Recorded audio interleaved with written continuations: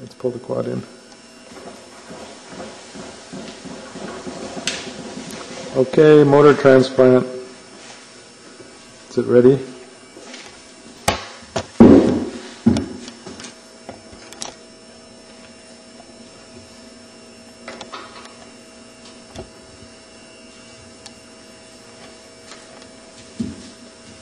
You need some help there?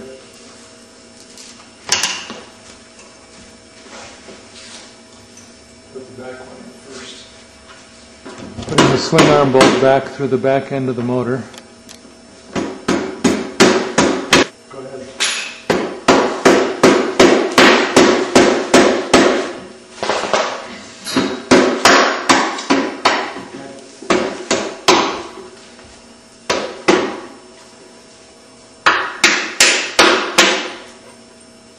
Bottom engine bolt.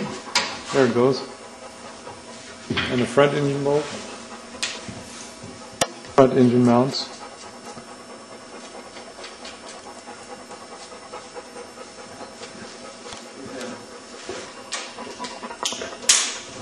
Front engine bolt. The long one. There you go.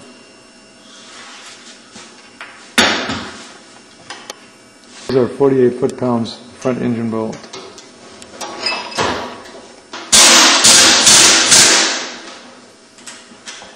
Okay, torquing to 48 foot-pounds on the front engine bolt.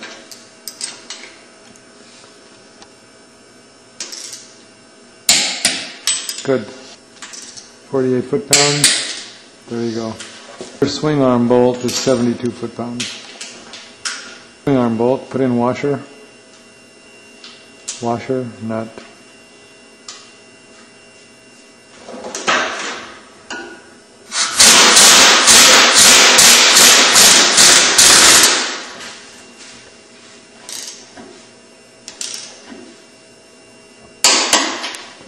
"72 foot-pounds it is."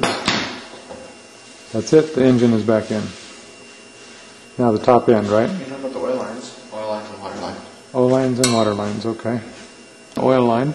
The water. This is the water hose.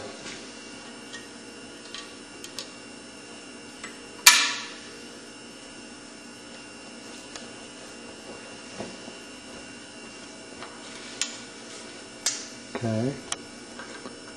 Put the clamp on.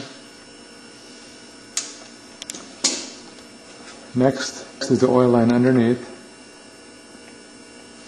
A dowel with 2 O-rings. The oil line. And the oil bolt. To how many foot-pounds? 7.2. 7.2 foot-pounds.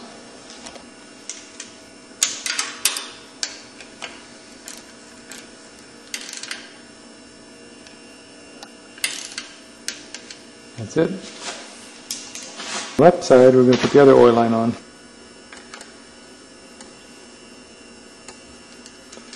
Oil bolt, 7.2 foot-pounds.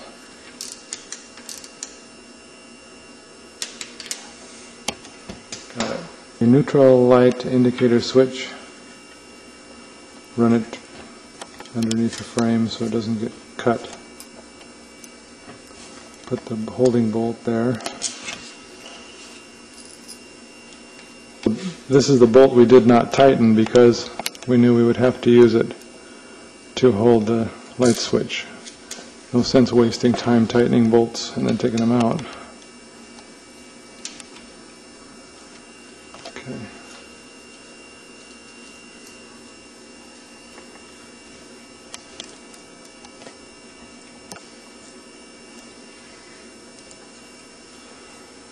Okay. Neutral indicator light is on. Torque it to 7.2. Right side, we're going to put the kickstart lever on.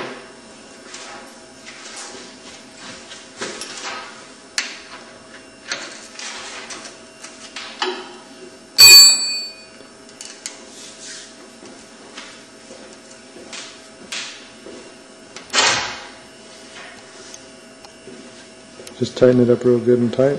That's on. Good, we're getting there. not much left. Torque the bolt to 7.2 foot-pounds.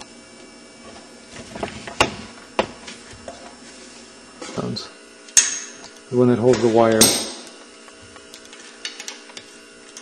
Then we run the magneto cable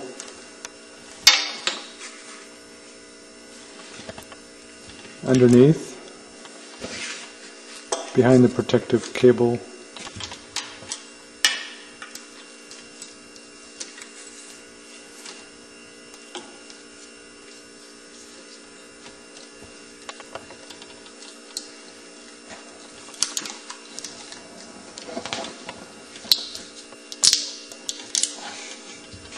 Holders there, they have cable holders. And run it up and plug it into your ignition box where it was. Ours is a little different. Okay. Now you put the shifter lever on.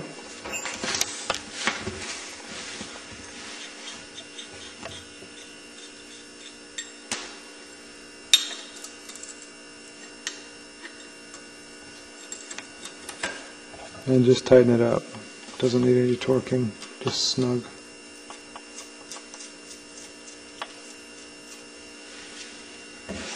Okay.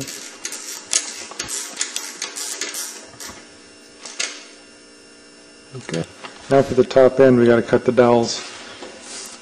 Put the spacer on there. We'll show what the dowels are doing. Okay, we'll hold that up there. It's a 240 thousandths inch spacer. When we did this, put the spacer on, you notice the dowels disappeared. And it's not going to hold much. Point to the dowel. We have to make another one, cut this one down and put another one in there so that two of them will cross over the borders. Okay, so let's cut the dowels. Now show us how to do that. Sure. Okay, see the oil marks? Yeah. From the shiny side on this oil line to the top, you cut it halfway in between. Yeah. So then the next dowel will fit in the spacer. Okay, but you have to cut the next one too, don't you? Yeah. Same way. Just cut 4 of them like that. Okay. Make them a little shorter.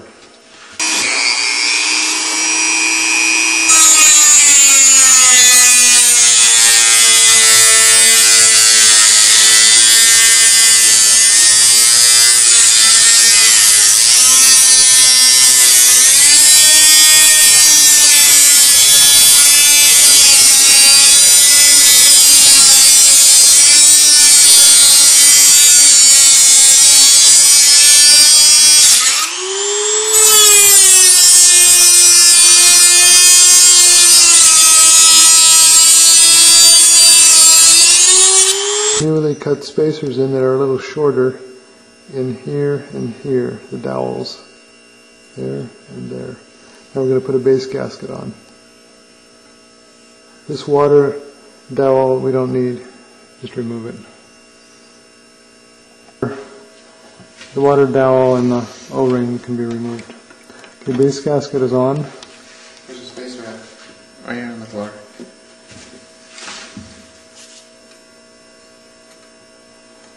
.7 millimeter, approximately, with the gasket.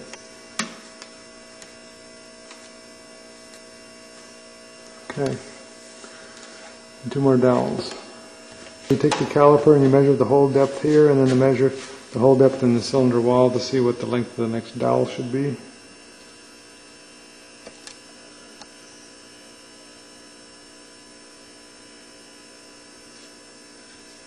How much was that? 3.7. 3.7 millimeters. And the hole depth is? It's 8.2. Oh. Okay, so 8.2 plus 3.7 is 11.9, which is 12 millimeters. That thing should be 11.9 millimeters. How long are they? 15.9. So you have to cut off 3.5 millimeters. Cut off. When you put the spacer on the cylinder wall, there is a water, this is a dowel aluminum with a little gasket on it. An O-ring gasket, yeah, an O-ring. And it makes a nice seal between the case and the cylinder wall. Well, when you put the spacer in, then it raises it up 7 millimeters. There's a gasket underneath that. It raises up 7 millimeters. And this drops in and disappears. It won't work. You need one of these that's 7 millimeters longer with 2 O-ring seals on it. You need one with 7 millimeters longer with 2 O-ring seals on it. And then the O-ring seal will be below the spacer plate and above the spacer plate. But that would be the best way to make that. It would be more expensive. Instead of that, however, you can put gasket, spacer, gasket on and use this sealer called Hylomar HPF Gasket Dressing and Flange Sealant. The racing guys say that when we're using gaskets and dropping off those dowels and not using the dowels, this seals very well. So put this on the gasket to seal that area. This is a high-temp, repositionable gasket dressing sealant, non-hardening, non-curing gasket dressing that provides an instant seal after assembly with proper torque.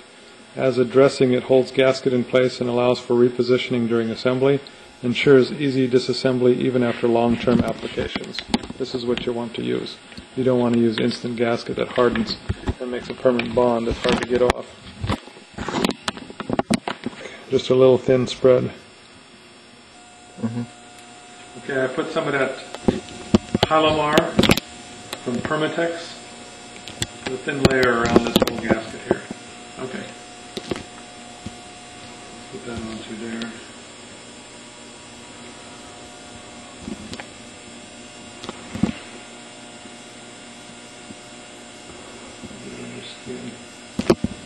It sticks good. I'll get pictures. It makes it position real nice, and it sticks real well. It sticks like honey. Feels just like honey. You have a good seal there. Be on it. Okay, we're going to put the spacer on.